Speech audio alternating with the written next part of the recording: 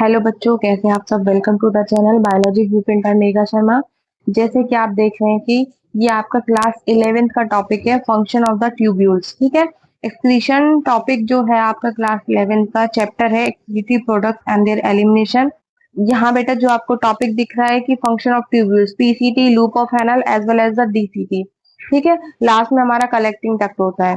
या इनका फंक्शन क्या होता है, इसी के बेस पर जो इनका ये आपको डायग्राम दिख रहा है, इसके बेस पर ही बेटा क्वेश्चन आया था अभी 2025 में कि यहाँ पीसीटी में क्या है, डीसीटी में क्या है। ठीक है।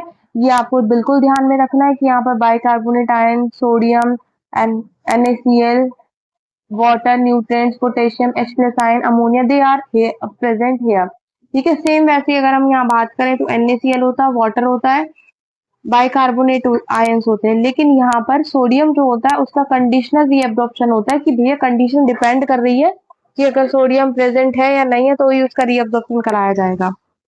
अब बात आती है कि यहाँ जो लाइन लिखी हुई है 70-80% of electrolytes and water are reabsorb by this segment. ये बहुत इंपॉर्टेंट है क्योंकि ये 2016 और 2012 दोनों में आई हुई है। आगे हम बात कर लेते हैं लूप ऑफ हैनल में। लूप ऑफ हैनल में ये इसका फंक्शन क्या है कि भैया ये आपकी हाई ऑस्मोलिटी को मेंटेन करती है, इम्परमिएबल होती है ये इलेक्ट्रोलाइट्स के लिए, but it is permeable to the water.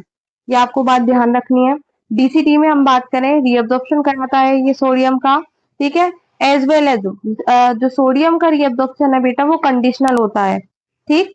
और इसका मेन काम होता है कि आपके bicarbonate ion, hydrogen, potassium ion, इनका रीअब्जॉर्प्शन कराता है। और अगर पीएच मेंटेन करना है तो अमोनिया, सोडियम पोटेशियम बैलेंस को ब्लड में बना करके रखेगा। ठीक है। फिर बात आ जाती है कि आपकी जो कलेक्टिंग डक्ट होती है, कलेक्टिंग डक्ट का मेन काम क्या होता है कि भैया लास्ट की ट्यूब होती है। इसका काम होता है कि जो आपका वाटर प्रेजेंट होता है लार्ज अमाउंट में उसको रीएब्जॉर्ब कर लेती है और एक यूरिन प्रोड्यूस करती है जो कि कंसंट्रेटेड होता है। ठीक है।